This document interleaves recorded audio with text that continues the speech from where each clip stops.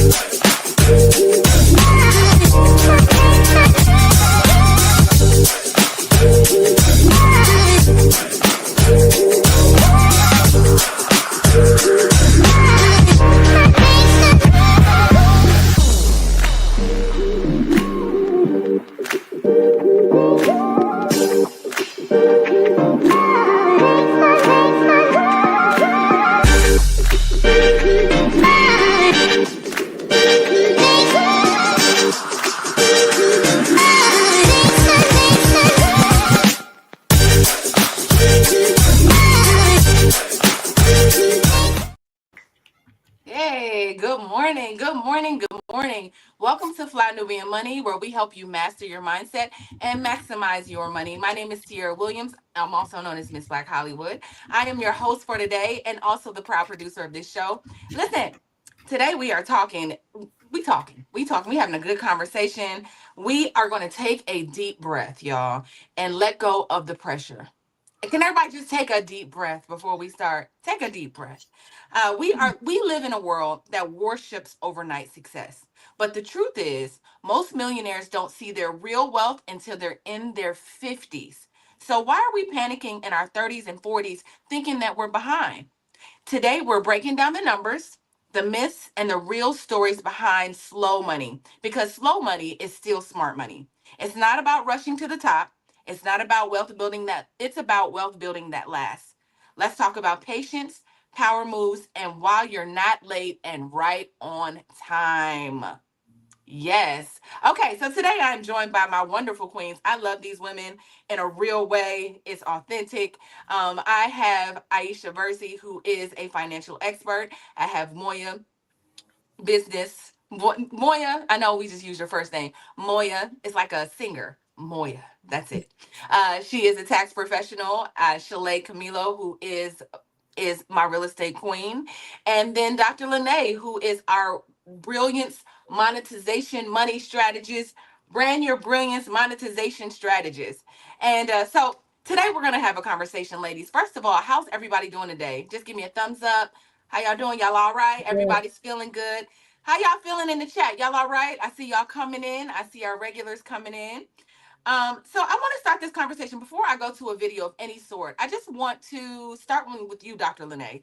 I want to talk about, in your 30s or 40s, 20s, 30s or 40s. First of all, what did you envision? What did you? Because I know you are a queen that definitely aspires for multi-million-dollar status, multi-millionaire status. When did that come to you, and when did you feel like were you I got to be a millionaire by the time I turn 30? Were you that type? Probably not until 40.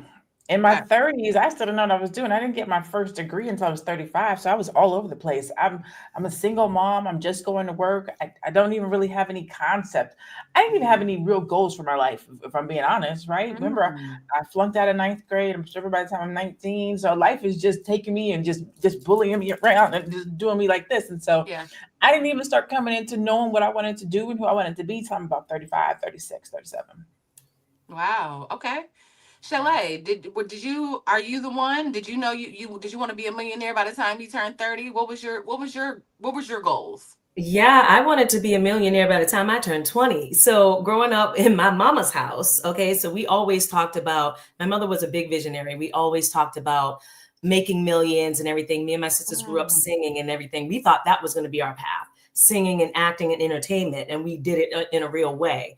Thought we were going to get a record deal and be big pop stars and everything. So I always had this vision of being a multimillionaire very early on. Okay. Aisha, what about you?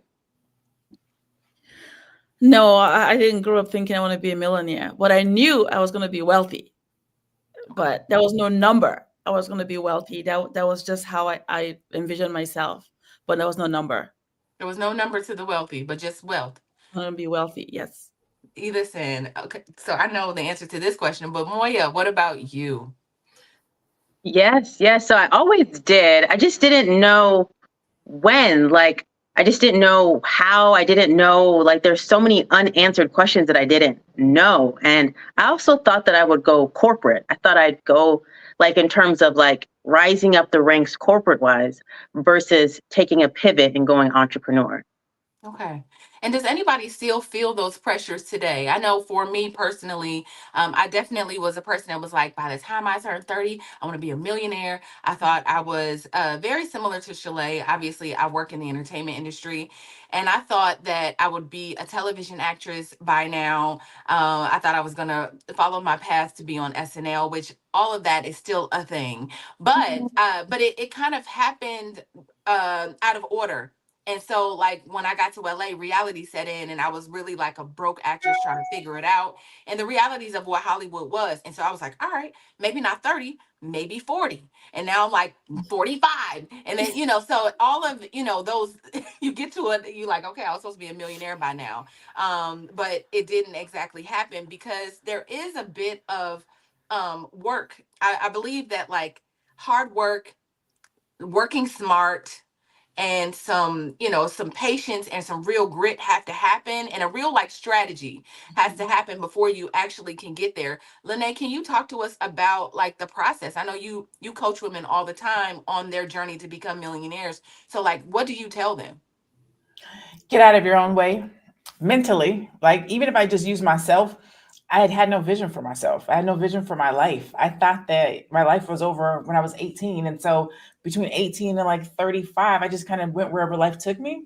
It wasn't until I got vision, and then I not just the vision, but really believing that I'm capable. I'm capable. I'm worthy. I can have this. It's within my reach. I have to make some changes. I got to do some things differently. I got to get more discipline. I got to take things more seriously, and I got to take action. And then things started to happen. And so when I'm talking to my clients, a lot of times they're coming to me around the 75,000, maybe 100,000 mark, maybe a little bit less.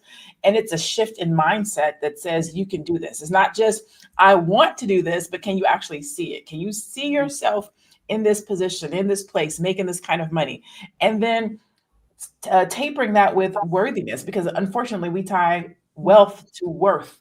Can I really have that? I see such and such have it, but I don't have the same that they have. Grit, experience, resources, whatever the case might be. And really all they have is tenacity at the end of the day. That's literally all it is. Yeah. Tiara, Yeah, I want to follow up really quick. Wait, Yeah. with Dr. LaNee. So you said you knew it was in reach. Like, was it a skill set? Was it an idea? Was it somebody in your circle to say, if they could do it, I could do it? Like, what did you mean by that? So once I got to a place, so I struggled with low self-esteem, just not really valuing myself when I was younger. And it wasn't until I got older and I started looking at like what I had accomplished in my life and the things that I had done and how far I had come. And I was like, well, dang, I'm discounting myself. So let me tie my concepts and ideas to a goal. And then once I tied it to that goal and I started seeing myself accomplish the things that got me closer, I was like, oh, I got this. I can do this, right? So that kind of helped me to start pivoting and turning. But a lot of times we don't start moving towards something because we don't know if we can do it. Mm-hmm. And so if you don't know if you can do it, it doesn't seem real to you. So even though such and such did it, you still might not think you can do it. Like you want to believe if such and such did it, I can do it too. If blessings is in the room, I'm going to get one. Mm-hmm. But it's a mental thing that happens where when you start taking steps and you start taking actions and you start seeing yourself do these things. Oh, I can do that. Oh, I can go back to school. Okay. Oh, I barely skated through high school. I flunked out of 9th grade. I did alternative school for 10th grade. And I did so many credits that 11th and 12th grade was easy and I was able to graduate on time. But I didn't know nothing. So when I go to school for my bachelor's, I'm getting A's. I'm studying. Mm-hmm. And I'm like, okay, this is a different game. I'm grown up now. Mm-hmm. Let me, my job the jobs that I'm getting are different. How I'm thinking is different. How I'm moving is different. And I'm like, well, the entrepreneurship thing. And then it blew up. And then just like everything I started touching started turning to gold. And so it's just a matter of time for the millions. So it's the faith in yourself. It's the belief in yourself. It's the taking action and learning from those things. And I've lost a lot. You know what I'm saying? That everything ain't been great. Everything hasn't been good. But it's the getting back up quicker, sooner, faster, because you know that when you touch something, it's going to move. I love that. And can we also just for a minute talk about sometimes what I notice with people trying to, especially if millions, and I'm a throw this to you, Moya, but sometimes when people are on their journey to millions, I don't know if when I was younger, we would just jump from thing to thing. Like, if this isn't working, I'm gonna do this for a couple months, come up with this great idea, especially as a creative, I'd be like, this is the idea. We'd do it for 3 or 4 months and then be like, man, this ain't working. We only made $10, right? Or whatever it is. And then we jump onto the next thing and jump onto the next thing. Can you talk about how sometimes that's, doing that and having that type of pattern and lifestyle won't get you where you're going? Can you kind of talk about that? Like, not being able to stick with one thing, and maybe kind of like the importance of purpose. Because I think once you're like in your purpose and you decide like this is what it is, and then you just kind of go with that. Can you kind of talk to that? Yeah, I think that's like two questions, right? In the sense of when you have a purpose, I believe any vehicle will take you there, in the sense of you deciding what that thing is and you knowing this is where I want to go. And then you get into one vehicle and you're like, this isn't really for me. And then you get into another vehicle and you realize, this is more for me. So I believe that you just finding the vehicle is a process. That's just our human process, I believe. But you understanding your purpose and where you want to go, that is what's going to be your North Star and your guiding point. So I think that's important. Now, to your other point, I think one of the things is I always tell my clients, because when I have tax clients come in, they talk to me about their business and their ideas. And I realize that they're actually really good in one area, but they want to do this completely different thing. And I say, make your first 6 figures in your area of expertise, like something that you already know that you're good at. Once you make your first 6 figures there, then pivot and go to whatever. Because then someone always used the example of, well, Oprah does all of these things. And I say, remember, we knew Oprah for 20 years at one thing. And then from there, she pivoted. So that's what I would say. I love those thoughts. And Aisha and Shalaye, I have questions for you when we come back from this great break. This is good, y'all. So y'all want to stick around. Y'all don't want to go anywhere, right? Don't go nowhere. We'll be right back. Woo! It's a good show right here. But I'm biased. If you are just tuning in, you are watching Fly Nubian Money, where we help you master your mindset and maximize your money. My name is Tiara Williams. I'm also known as Miss Black Hollywood, and I'm the proud producer of this show because it is lit. If you want to receive notifications for when we go live Monday through Friday, 1 to 2 p.m. Eastern Standard Time. All you have to do is text the word Queens to 87948. That's Queens to 87948. That's QUEENS to 87948.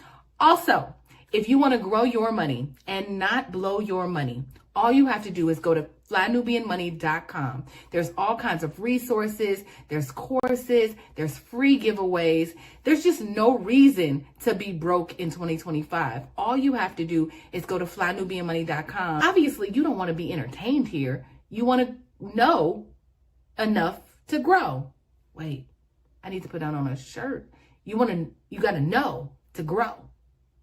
Got to know to grow. So know and grow with flynubianmoney.com.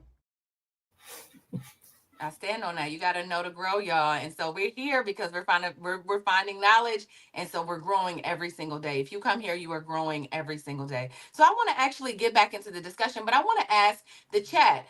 So I forgot about y'all. I see y'all in here just, commenting the queens, but I want to know from you, like, did you give yourself a timeline for when you would be a millionaire? And where are you on that journey? Where are you? Have you pressured yourself? Have you, sometimes I love what you said, Moya, because there is one of my favorite books is The One Thing. And I think as a person with multiple gifts and that is extremely creative, it is very easy to be like, all right, so the one thing could be 3 things because this is what, and that has really been a lot of my adult life. Like, it's coming here to LA to be an actress and a singer. And then, y'all know my story. Blair Underwood was like, no, you got to learn how to do everything. You got to learn how to direct and produce. And then I was like 23 years old going, okay. And I ran in that direction. And it took me on a different journey. And sometimes I get a little, and I talked to some of my queens on the panel about this, but sometimes I feel like, dang, man, I wasted some years of my life, but I didn't, because the things I learned as a television producer and as a writer, and the things that Blair told me to do has really enhanced my experience. Now, it kind of like, it shifted my journey a little bit. But Aisha, I want to talk to you about when you are on the path for that one thing, and maybe there's all these skills that you're picking up, and maybe people see you. I remember everybody that I used to meet used to be like, you got to do this. When I met Les Brown, he was like, you got to be a motivational speaker. When I met Boyce Watkins, he was like, you know what? You're going to be in the Black community. I was like, oh, I want to be an actress. Right. So when people are seeing all of these different things in you, like, how do you navigate that? How do you, especially if you're young? For me, it's amazing how one thing that was said is about purpose, right? And being an immigrant, I was certain what I was going to do. I knew I was going to be wealthy, but there was no number put on it, because culturally too is different. Societal norms and expectations are different. America's a capitalist country, so everything's about money. How much you make? You have $1 million, so it's a different mindset. I didn't come with that mindset. My mindset was, whatever I was going to do, I was going to do a damn good job doing it. That was just my thought.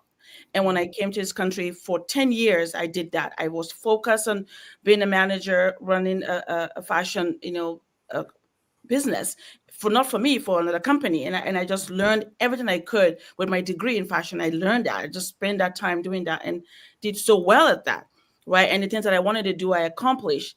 So I had a purpose, and I knew that if I stayed there and earn whatever I need to earn and then allocate accordingly, I would do well. And that gave me more confidence, because the more you do what you promise to do, the more confidence you have that you can do the next thing good. You can do good because you're keeping the promise you made. And I promised my family that I was going to buy a brand new home, and I bought a brand new home for them back home. Brand new home from ground up, filled up with everything. So I felt confident that I can do anything. I can do anything because of that mindset. So I wasn't chasing, I have to be a millionaire, because I wasn't thinking that way. Just, I want to be successful. Whatever I did, I would do well at it. And you will always look for me because I was good at that. And then when I pivoted now, when I had children, I stayed home for 11 years to be a great mom and raise my kids by myself. So like my kids will be ready for society. Then now I pivoted in the financial industry 10 years ago. And again, do damn good well what I'm doing and have the life that I want, the things that I want. So just thinking, but no monetary attachment, just being good at what I do and just staying the course. Just stay the course until I get what I wanted.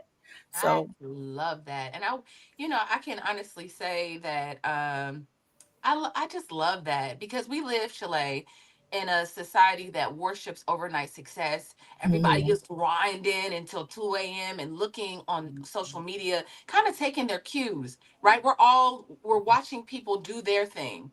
Or maybe not, because it's all fake, right? Like it some of it is fake, some of it isn't. Some people are creating these things, but we know statistically all the millionaires that are online are not really millionaires. They're like Instagram millionaires, which means you could like make it up and be like, this is my life on Instagram. It's almost like a movie, right? Yes. Like a movie, like a TV show, It's a if you script. look at it that way. Like it's fake, but you get people to believe it. Yeah. So my question for you, Shalaye, is like, how do you keep yourself from looking over, if you're on the track field, as somebody else's run, and just kind of focused on your own marathon?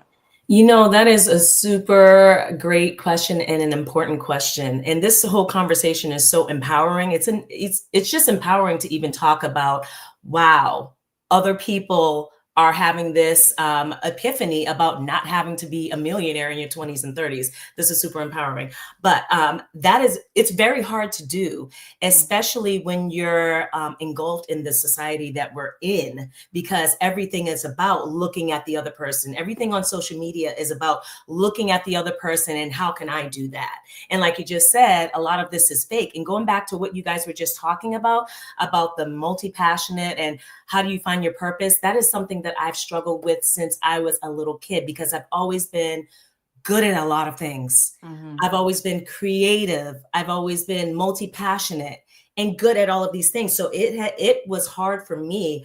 I'm just now, I feel like, reaching my stride. In the past, I'll say 3 to 5 years, really last 3 years of reaching my stride of like, oh, everything that I was doing. Like I've always been a person who had multiple streams of income, like doing this, doing that, doing this, all at one time. And I was good at it. And it's my superpower, but also it's something that I feel like at times has held me back. I would see other people, and talking about the comparison, see other people who were able to focus on one thing and just that thing. And I was never able to do that. I'm like, is it ADHD? I don't know. I just wasn't able to do that. I think that part of it is your life experience and what your life experience tells you. I felt like I needed to do those things because I needed to do those things to survive. I needed to be able to pivot and do this when this wasn't working, when this was lacking in money over here. I needed to be able to go over here and make money. So it just became a part of my lifestyle. And it was also something that I feel like I was born with that talent to do. So it's been very difficult to hone in and be like, no, just focus on that. But I feel like the past 3 years, I'm hitting that stride where I'm like, I'm focused on this specifically, kind of like this one thing, even though I still have these other outlying visions in my vortex, right? They're still there. Yep. But I'm really in that one thing, and I'm doing really well in that one thing. And I know for me, it's in my future to where I'm going to take this one thing that I'm doing and I'm doing very well in, and it's my purpose right now. And it always has been, if you look back, right? You can always look back at your story and you see where you are and you're like, I thought I was on the wrong path, but I'm on a journey. You I've know what? really been on the right path the whole time. So you know what? I love this. I love that. You know what, Shalaye? I want to go ahead and, because I love what you're saying, but I want to add some texture to what you're saying. Let's go ahead and roll this first video if we can, just to guys. If this don't motivate you to keep going, I can't help you. Dior started Dior at 41 years old. Sam Walton with Walmart, 44 years old. GoDaddy, Bob Parsons, 47 years old. Adidas, the founder of it, 48 years old. E-Trade was founded by Bill Porter. He was 63 years old. KFC, Colonel Sanders, 62 years old. Henry Ford was 49 years old. Home Depot, founded by Bernie Marcus, 49 years old. Ray Kroc, McDonald's, 52 years old. Like, age is literally nothing but a number. Yo, look at this. The average millionaire is 57 years old. Wow. The average millionaire is 57 years old. What goals and dreams have you given up on because you thought you was too old to do? What things have you pushed to the side and you keep saying, I'll do it next year. I'll do it next year. I challenge you to do it now. The richest place in the world is the graveyard. It's people who have died with those goals, those dreams, those inventions. And I challenge you now to make a plan and execute in 2024 because we need what you have. Be blessed. I'll catch you on the next one. I love that. I love that, right? Yes. You know, it reminds me of this visual that I saw where it was like the person was sitting and moping, and it was like it was like regret. But like it was like regretting what was behind them was like such a small space, but like opportunity was like this big, right? And because I think people stop and they stop looking forward and they say, man, just forget it. Like, how many times has anyone ever said just forget it to the things? Anybody on the panel said just forget it? To your point, I've grieved what I thought it was going to look like. That was yesterday's show, by the way. Go ahead.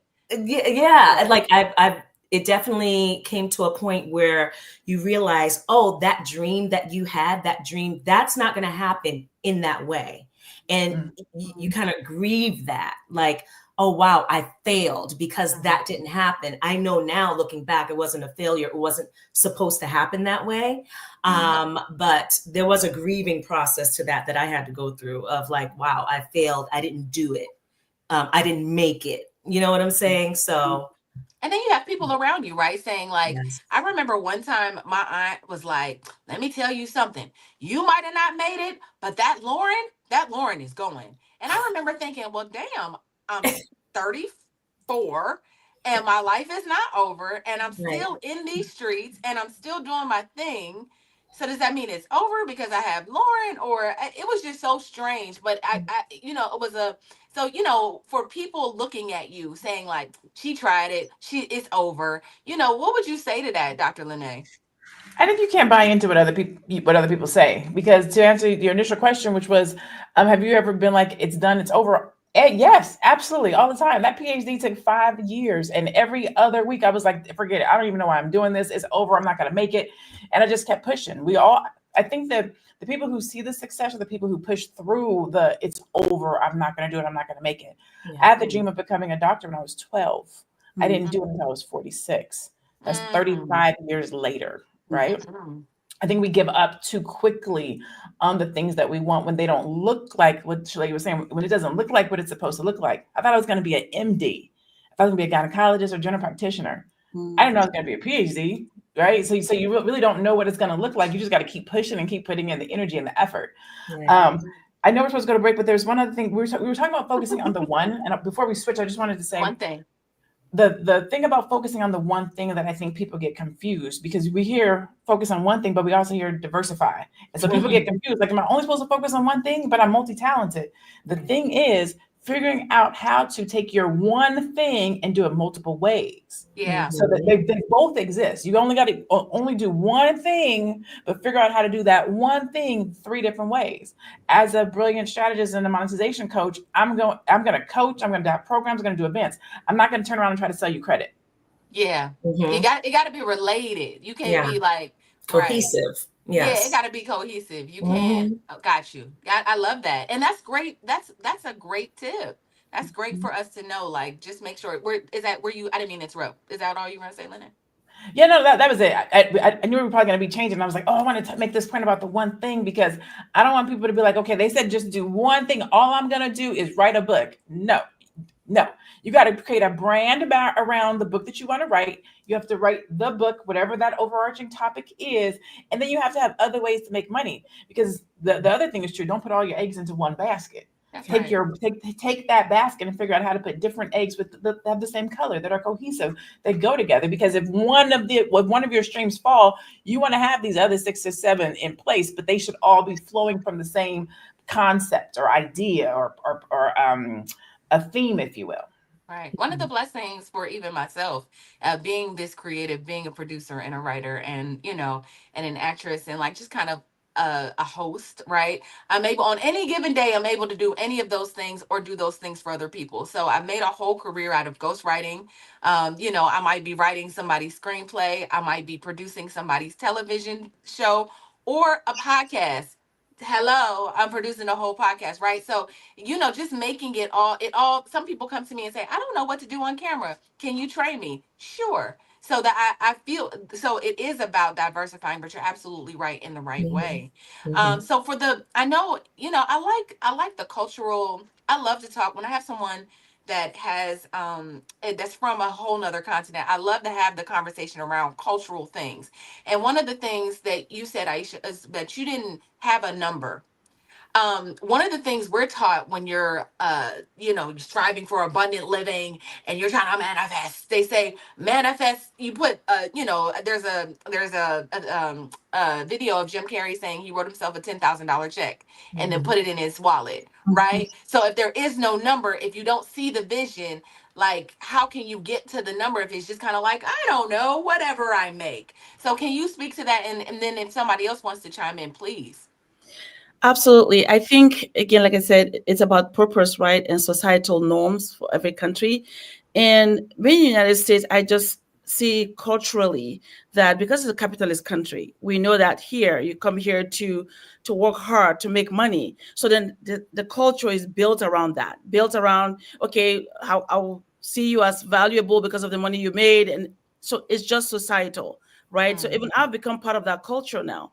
But if you look at the statistics, we looked at it that you were going to show, America is so far high when it comes to amount of millionaires, because that's the focus. While in other country, it's holistic. My family life has to be balanced as well as me having a business and making money. It's not about one thing, right? So I think that definitely makes a difference. And for me, I know that I'm from a family where my mom had a restaurant, my dad was in the military, so I have exposure to different kind of people and different kind of businesses. But I knew that watching them, they were successful, but they had a good family life. You worked, but then your family was also very strong. You were not saying, "Oh, I'll work till 2 a.m. in the morning." And no, you instead you went to bed with your family. You relaxed. You had time with your family. So you can't make that much money if you have that kind of a life balance. Because to make those millions, you have to sacrifice. Means I don't see my family. I have to work maybe 2 a.m. to close deals. We know that we pay for that. It doesn't just come overnight. You have to put in the hard work. So since I don't have that, to me, I just feel I want to be successful. I see that they work hard, they have a good family life. I want to be like that. So and I see the example. So you do work hard, but then you enjoy your family, and then you build. As you make money, you build something. Okay, well, I'm going to buy a home, or I'm going to make sure my mom has this, and you do it, right? So then it allows you to feel like, okay, I am actually step by step getting to where I want to go, but there's no money attached to it. I love it. I love it. You know what? I got to go to break, but I really want to kind of dive into that a little bit more because, there's this hustle mentality or like us feeling like you got to work 24 hours a day to actually make $1 million, but that's not real. Like, even that is like, at some point it's abusive. You could work 8 hours and then say, like, just to say I'm working another 8 hours, just to be like, I be on my grind. I work 16 hours a day, but really only put in 8 hours of real work. So let's go to break and let's just think about that. Let's go to break. We'll be right back. I know you're busy, you got things to do, and you can't take us on the go with you every single day. Good news for you. We are now on Spotify. So if you can't watch us, now you can listen to us on Spotify. Search Fly Nubian Money and all the episodes shall appear. All you have to do is like, subscribe, leave a 5-star rating, leave some comments, tell people how you love us so that when other people come along and are looking for a great show to watch, they can find Fly Nubian Money too. One last thing, and just in case you've been sitting under a rock, Fly Nubian Money now has an investment club. We are the Fly Nubian Money Club. It's easy. All you have to do is go to flynubianmoneyclub.com, and I am committed to bringing in top experts from all industries to help you level up. They're teaching us the skills that we need to compete in this market. We often say that nobody is coming to save us, not the government, but guess what? We're coming to save us. I'm coming to save you with the Fly Nubian Money Club. So listen, all you have to do again is go to flynubianmoneyclub.com. We have a 30-day free trial set up just for you, just for those people that are struggling. Even if you ain't struggling, you ain't got to struggle. I'm coming. Okay, let me stop playing. I'll see you soon. Y'all, we are so lit at flynubianmoneyclub.com. Like, let me tell you, like, I love that thing. I love it so much. We talked about traumas in your transactions last week. We are really, really doing groundbreaking things. So you make sure that you check us out at flynubianmoneyclub.com. Okay, so let's jump back in it. Actually, do you want to go to the video? Let's go to another video. And then let's talk about that. Average millionaire doesn't get his or her dream to age 45, doesn't become a millionaire at age 54. 5 million millionaires in the United States. They dip and dabble in 17 different concepts, businesses, money-making schemes, doesn't hit it big to the 18th try. 3.2% of all millionaires go bankrupt on the road to millionaireship. 30% have a Sears card, 40% have a J.C. Penney card. You'd be hard-pressed to find a millionaire in a suit worth more than $400 as you wear your Chanel and Hugo Boss. Broke. The car they drive is at least 5 years old, as you drive your Lexus and Infiniti, and now we're into Bentleys. Good and broke. So let's talk about internet wealth versus real wealth. There is a pressure though when you see I feel like, being a person that works in the media and works in television, I understand how important and impactful marketing and programming is, and how it makes us feel a certain way. That's the point. Like, you feel like if you have this, then you are among the rich, or you aren't doing so bad. Poverty is not fun.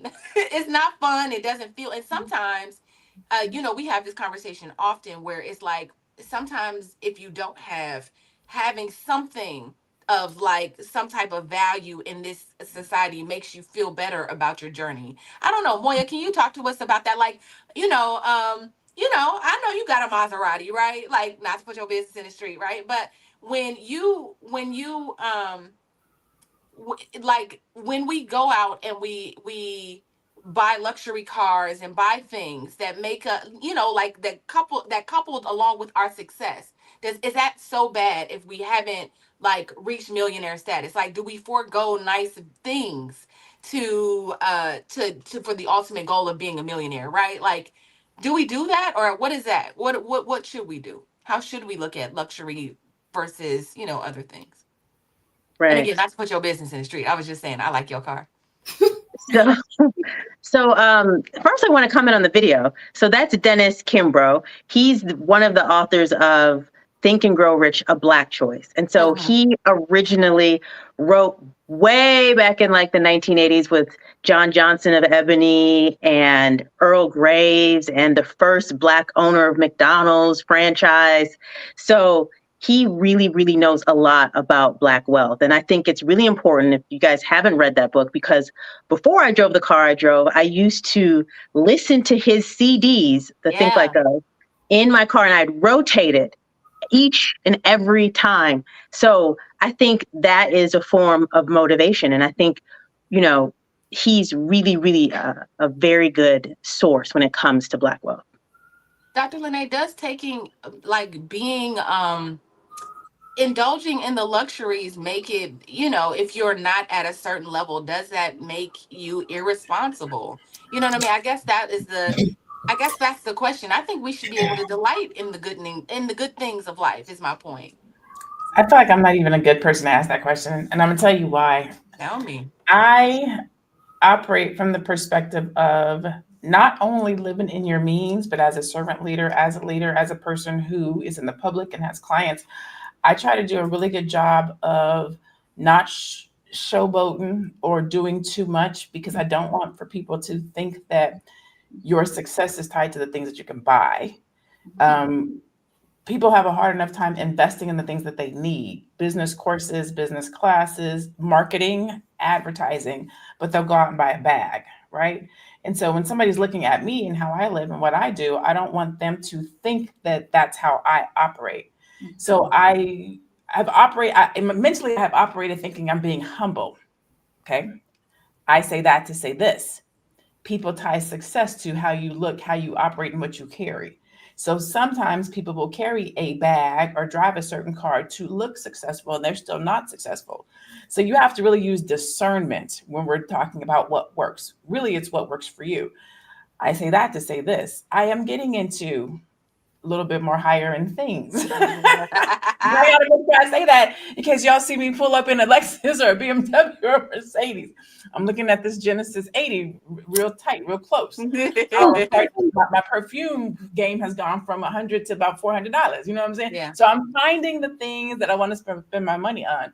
But I also I know how we as a community operate, and I don't want to feed into the stereotype. I hate, me personally, when pull up in a Mercedes at an apartment complex. Oh God. Oh, so you know what? Let's talk about That's that. a new thing. I don't want to be judgmental, but No. So I don't like to perpetuate that. That's a real thing. I mean, can I chime in there? I'm gonna come to you, Shalaye. I was about to say, because I'm gonna just be transparent. I feel like in the industry that I work in, when you pull up in a certain thing, like, it makes a difference, right? So I was staying as a studio apartment at that, y'all, right? In a studio apartment, I went and got a BMW truck and was like rolling up, right, to the events, thinking like, this is going to make me secure more deals. People want or feel like they're with more money. Like, I got to look the part. So Shalaye, have you ever tried to look the part? So to a certain extent, and I agree with like 150% with everything LaNee was saying. I was itching because she was saying it was like I was speaking, but it was coming out of her mouth. And the whole thing about, I think the mentality needs to be, stay within your means and use it sparingly, like sugar or salt, right? Yes, you want to enjoy the things in life, but a lot of this comes from our self-worth. right? And we don't want to be, oh, okay, we went to break. No. Oh, okay. Go ahead, baby. I'm sorry. Is it just a photo? It's Oh, just okay. a photo to further No, explain so what you're talking about. I feel like we need to use it sparingly, and it's okay to enjoy certain things at certain times. And if you can afford it, do it. But when I see, what breaks my heart is when I see people overdoing it. And that to me just screams insecurity, and it actually screams poverty sometimes too, because you can see the overcompensation in it. So I think that we really need to get back to a holistic thing of why we feel like we need to do it. Like I was just shopping for a car too, and I was looking at the GB80. It's really nice, and I got a nice car. I released the Acura MDX, which is a nice car. It's considered a luxury car, but you know, and that's okay. That's within my means right now. Can I do a Mercedes and everything? Yeah, but I just don't like to spend a lot on a car. I'd rather get a house. But that's another conversation for another time. But go ahead. I'm sorry. no, just like within our means, and we really need to like reevaluate why. Why do you need? I know someone who loves Versace. It's got to be this, and I will go right to not Target anymore, but I will go somewhere. I will go right to TJ Maxx and Home Goods and get a banging outfit, and it will look like $1 million. And I've never really been one to spend like I'm not for labels and stuff, but as you get older and things like that, you want some staple things that are quality or what you believe is quality, but I never get it for the sake of the label. Got it. Got you. Okay. I was just curious about that. So listen, I want to play a quick trivia game. You know, I'm a girl that loves a game. And so this is mainly to go back to what we were talking about a lot of this is about taking the pressure off of us to feel like we need to achieve something at a certain time, be on a certain timeline. So I want that, but and to know what I want people to understand that their time is coming, right? But here are some people that had it's like a Jeopardy, right? Okay, it's called Guess Who.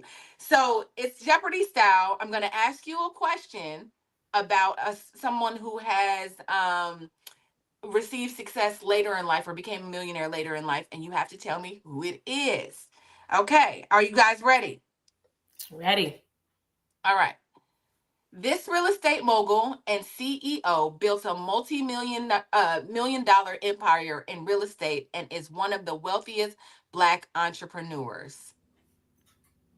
That's a little vague, but I'm gonna read it one more time. I know who it is. I can't think of his name. This real estate mogul and CEO built a multi-million dollar empire in real estate development and is one of the wealthiest Black entrepreneurs. All right, I'm gonna let that settle for a little bit. Anyone want to guess? His name Roberts is in his name. I can't think of it. It's Mark something Roberts. It's like Mike Roberts or no. He was at the he was at ABC, yeah. in the Power Networking Conference. So there's two of them that have the same name. Is it Don Peebles? But they're different.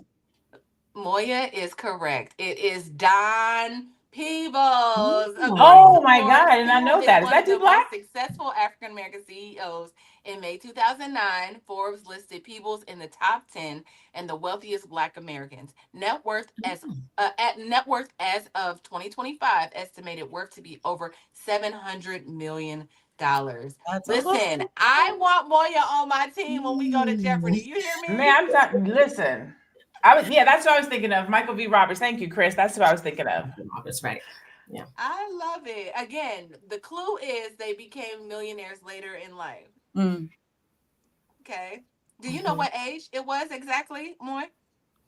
I thought he became a millionaire when he was younger because at first he did a form of taxes. He grew up in Washington, D.C., and a lot of his money came from him being connected to the government. Listen, that wasn't part of the game, producer. Okay. All right. So let's go to some of these stats. I love that. I'm going to do the second one in a little bit. So now you guys know the game. Y'all can think about it. All right. So here we go. I can't see. Hold on. Okay. It says millionaire age. The average age of millionaires is 57. Less than 1% of millionaires hit that mark before 40. According to UBS a 2024 Global Wealth Report, nearly 22 million Americans represent about 1 in 15 citizens held assets exceeding 1 million last year. 70% self-made millionaires took an average of 30 years to accumulate their wealth. Millennials are behind boomers by 20% in wealth accumulation at the same age, largely due to debt and housing costs. Those who invest early and consistently can grow wealth over decades, even with modest returns, thanks to compound interest. Okay, so for some of us and I'm gonna ask Aisha. For some of us that maybe you did not invest young. Maybe, you made all the wrong decisions, and you didn't invest. Let's just say somebody is 40 right now and wants to become a millionaire by the time they turn, let's say the average age, which is 57 for a millionaire. Like, what can they do to gain wealth? That's a great question. And I think it depends on the person as well, right? Your personality and your willingness to put in the work, because there's no substitute for hard work. When you want to be a millionaire, there's no substitute. You have to put in the work. So if you're 40 and you're trying to reach that goal, that's your goal. I think, first of all, you lean into your strengths. What am I good at that I can really pivot? And then leverage the rest by doing things that coordinate what you're doing, but leverage with others so you can bring more income in, right? So you want to bring that income in, but you don't have to be the only one doing it because it's hard. There's no way you can do everything and be successful all at once. So the goal is, okay, I will focus on my strengths, right? And pivot by leveraging what I need to do with other people so we can collaborate and bring in this money that I need. And of course, you want to make sure that you are investing. Like, it means you have to think about high risk investment that will give you higher returns. But again, can you stomach that as well? So there's a lot of things you can do, and it's totally possible. But I know that you have to put in the work, that you have that 10 years, right? You're 40, you want to by 57, that 10 years to really put in the work and leverage with other people so that you can bring in that funds that you need. And of course, using the stock market, real estate, and then also having tools in insurance that will bridge that difference for you. It can be done. It's just a matter of really having the right people guiding you through that process. Dr. LaNee, I walk into your office and I say, listen, I'm over 40 and I want to become a millionaire. Here are my strengths. How are you going to how will you advise me to brand my brilliance to make my first $1 million? Oh, that is a good question. So if somebody comes to me and they give me their talents and their skills, I'm gonna basically ask them, like, where have you fallen and how have you gotten back up? Because that's what people pay for. They pay for some type of a resolution or some type of a solution. So I'm going to ask you, like, you're telling me what your talents and skills are. What does that do for somebody else? What does it save them?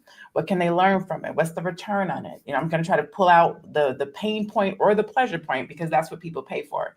And then we'll take that and I'll ask them, what are you comfortable with? Are you comfortable being online? Are you comfortable being the face of your brand? Do you want to take a back position? Are you comfortable giving courses and classes? Do you think that you kind of want to do something more passive? So then I'm going to see not only what their talent and skills are, who are they as an individual and their personality? Because you have some entrepreneurs that want to sell something, but they don't want to open their mouth. They don't want to be in front of the camera. So that tells me, okay, we're going to build you a brand. You're not going to be the face of your business. So then that will help me to kind of guide, is this going to be a personal brand because people buy from people that they know, like, and trust when you're the face? Or is it going to be a business? We don't know who owns Target. We don't know we know who owns Walmart. We know it's the Waltons. But then there's these businesses where you don't know who the person is because it's the brand that leads. And so then from there, we start strategizing on how you can make money. So we're going to start looking at other companies and or businesses that are in that industry. Not the ones. So one of the issues that people get into when they're trying to figure out how to do their own business is they're looking at other businesses that are where they are. And so if you're looking at another business that's doing 250,000, and you're trying to replicate or be amused to a business that's doing 250,000, you're only going to do 250,000. So when you're looking at trying to build $1 million business, then you need to look at $1 million business. What are they doing? Who are they talking to? What problems are their customers having? More importantly, what problems are their customers having that they're not solving? Because now there's something that you can go in there and talk about. Stripe, if you guys know Stripe, PayPal was out. They was like the man on the scene. They was the only dog in the park, right? And people I gotta be careful how I say these things because I might want PayPal to sponsor me one day. So I'll say it like this. PayPal was not meeting all of the objectives of their clients. Let's say that. And so Stripe saw that. And one of the biggest ones was that PayPal was started to be a money processor between family and friends. So I'm going to send you money, you're going to send me money. I'm going to send you money, you're going to send me money. And then they pivoted and got into taking payments for businesses. And so being that their main customer is the everyday people, when you have, as a business owner, when you have a problem with the client or a client comes and says, I want to return, PayPal would just give it to them. They wouldn't listen to you. They wouldn't hear what you had to say. They would just give it to them. So Stripe came in the building and was like, oh, well, we're going to start a payment processing, but we're not going to deal with client customers like the everyday people. We're only going to deal with businesses. So they identified a gap. They came in, they swooped up a lot of PayPal's business because it's easier. It's more efficient. Therefore, the entrepreneur, the business owner, you can do a dispute and they're going to go out there and work for you to get your money. So you can enter into markets, look at what's happening, find a gap, find out what's not being done, and then monetize that. Come on, there's a lot of game being given. So when we come back from break, here I'm gonna have you thinking about it already, Shalaye. Shalaye, I come into your office and I say, listen, I want to get into real estate because I want to be a millionaire, but by the time I turn 57. What do I need to do? I ain't got no property. I ain't even got no money for no property right at this moment. You know, I got no credit score. I ain't got no credit. Damn. And my credit ain't good. And my credit's a 650. What you got? What information do you got for me? So with that, let's go to break.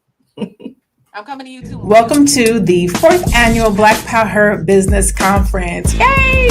I'm Dr. LaNee Javet, and I created this space because I know what it feels like to be a Black woman building something powerful, but doing it without support, without strategy, and without rest. This space was created just for us. It's a space where we talk real, we grow big, and build businesses that aren't just profitable, but sustainable. This isn't just any conference, no. It's a movement. It's for Black entrepreneurs who are done doing it alone and ready to scale with strategy. I want you in the room. Whether it's your first time or your 4th time, welcome home. This is your space to be poured into, to grow, and to move with power. So grab your seat, bring your brilliance, and bring your bestie. And let's build something that lasts together.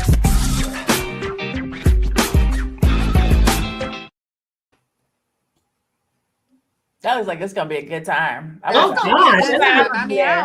I don't know. I don't know who's gonna be there. I mean, I think she's gonna be there. I think I'm gonna be there. I'm gonna be hosting. I think. Well, I want to be there. You gonna be there? Come on, man. We're gonna have a good time. We just signed a major contract yesterday with Bershawn Shaw from Real Housewives of New York, CEO of Warrior Training International. She is a stage 4 breast cancer, 2-time survivor, life coach, business coach, like all the things. She's helped people get to 8 figures. And so she's going to come through and just, man, I can't even wait to hear what it takes to go through something like that and to bounce back. She made her millions after, right? You want to talk about pivoting, using your story to monetize, using your experiences to make money. I'm so geeked. And let me say this publicly. I'm gonna do it on the weekend, but Constance hooked your girl up. That's Constance's home girl.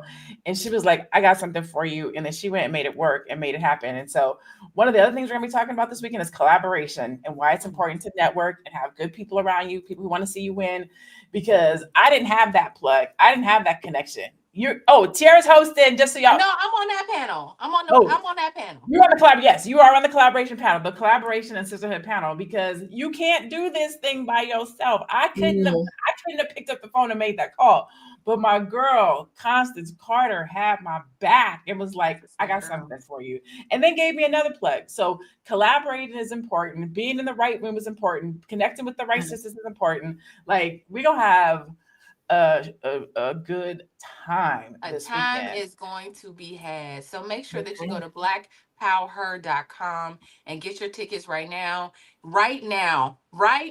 It's going down this weekend, y'all. Anything else you want to? Well, you can save it for You your can use the final code last chance. So right now, if you use the code last, save it. LAST, Save it for your final thought. Okay, I got to go back to Shalaye. Yeah, because we gonna get it together. All right, Shalaye, go ahead and give it to me. I got a plan here.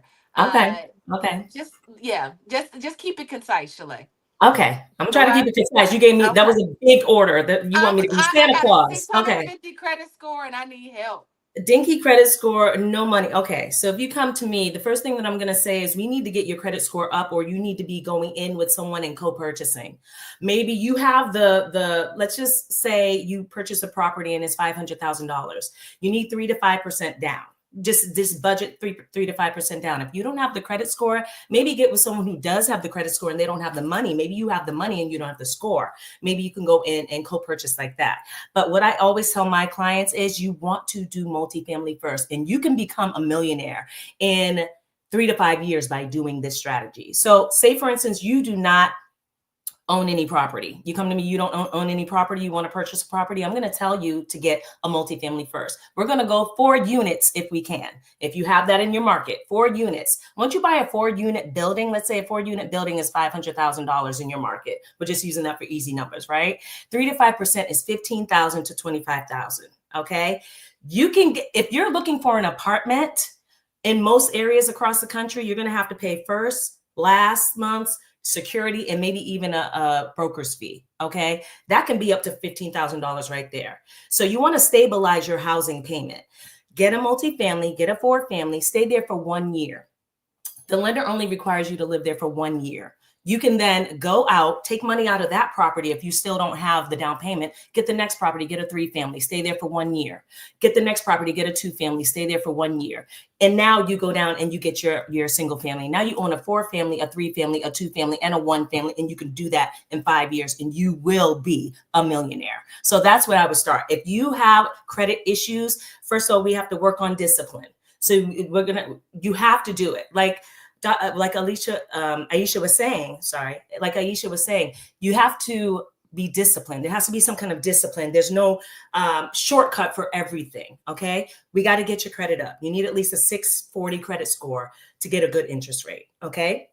So that's what you want to do. Start saving money. All those bags and the expensive car notes that we're talking about, stop. You have to come to a point where you're willing to sacrifice something to get to the next level. You can't do all the things. You can't have your cake and eat it too and expect to be a millionaire. Everyone who becomes a millionaire, unless you're Donald Trump and you got money handed to you, you have to sacrifice something. There's going to be a season of sacrifice. And you have to decide when that season is for you. And when that season is for you, you come to me and I'll help you get your properties. Come on, I love Come on now, Shalaye. Let the people know. That's what and I'm gonna say something about flipping, because people have this like dream of HGTV and I want to flip.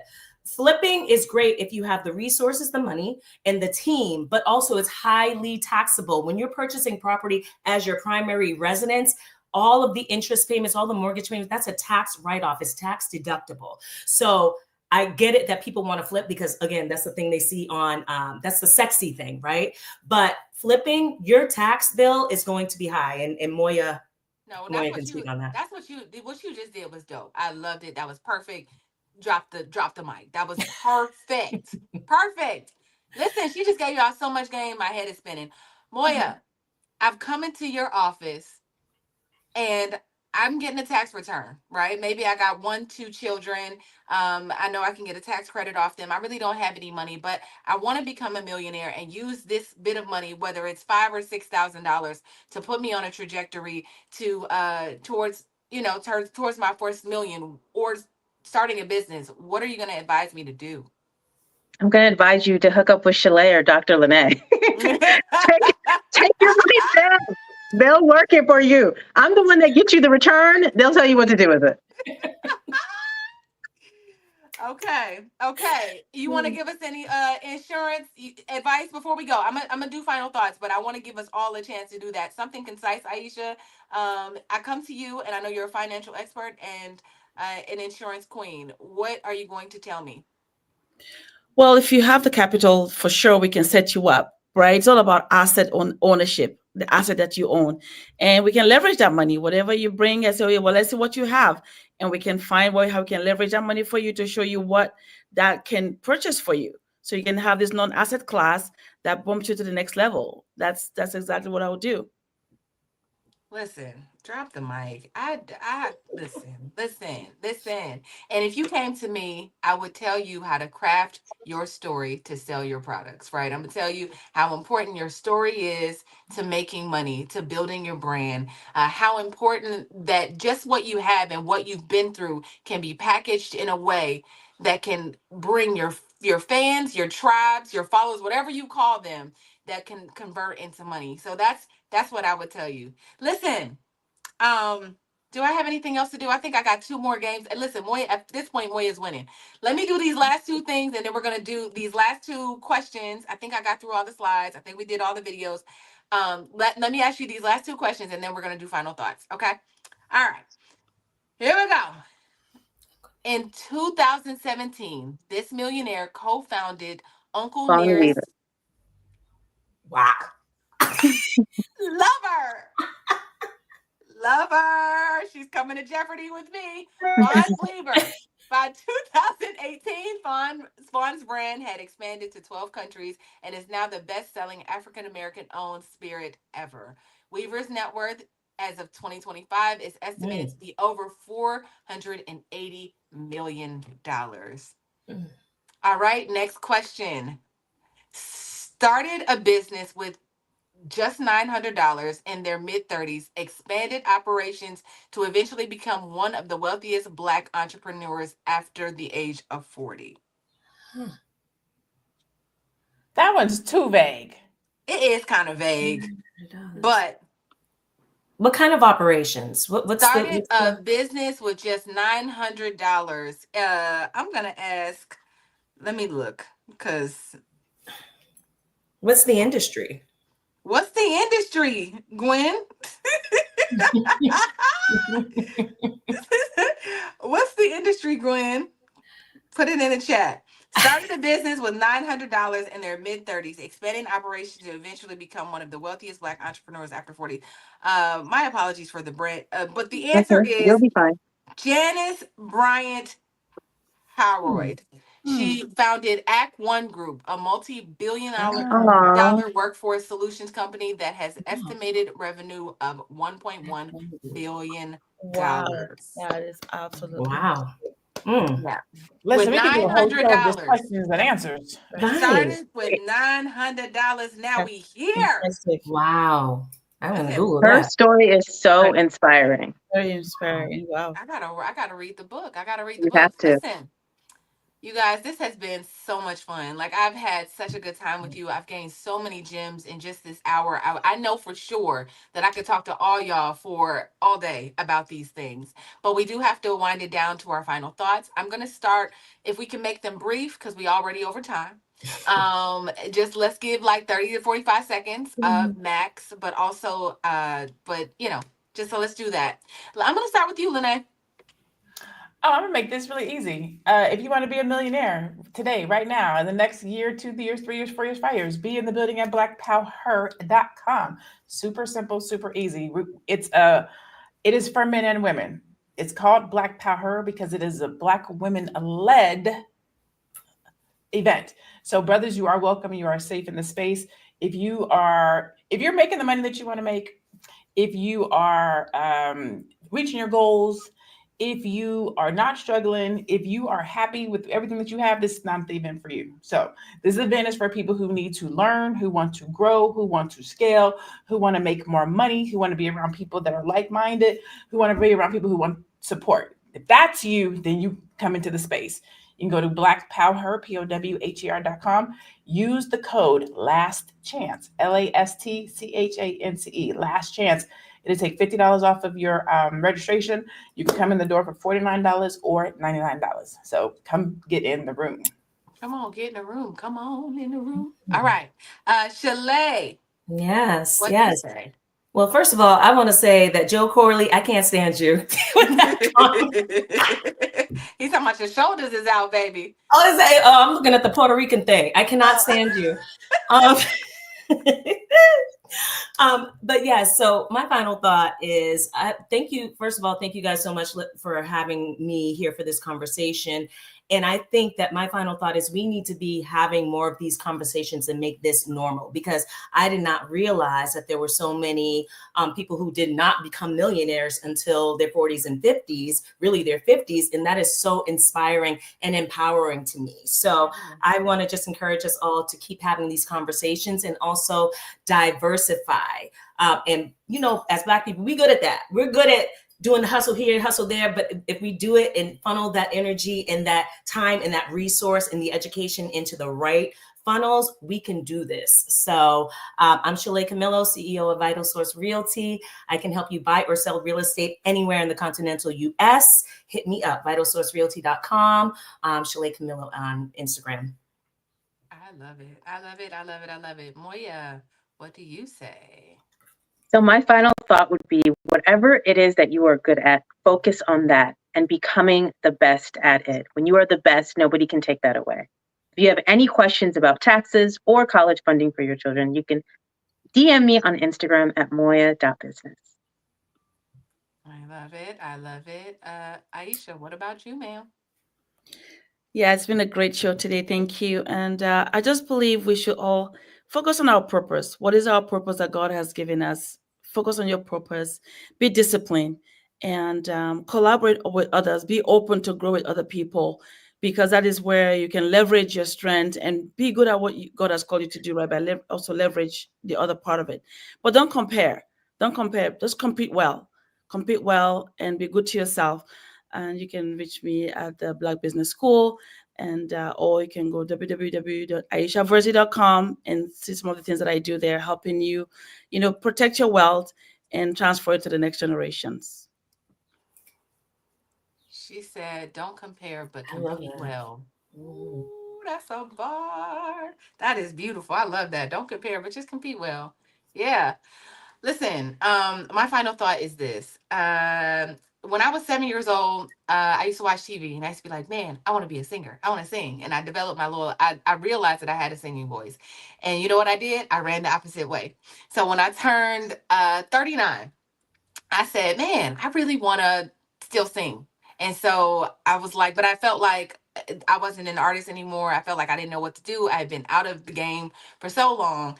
So I went to a music school and I was like, okay, I'm in here, I'm around. And I started to work on an album. So next Tuesday, I am shooting my album cover. This album that I'm releasing next month will be submitted to the Grammys. And I have a team, right? Like a team of people that have come from out of nowhere and just like, man, I believe in it. Here, let me give you some money towards it. Let me help you do this. Let me help you do that. And so, there are no such things as a dream deferred. There are no such things if like you could just do whatever you want. And I believe that timing is everything. So maybe those things that you put down that you absolutely love, don't be afraid to pick them back up. Like Moya said earlier, after you've made your first $100,000 or whatever it is, your first six figures, go back to those things that give you purpose and then give you, that make you feel good on the inside.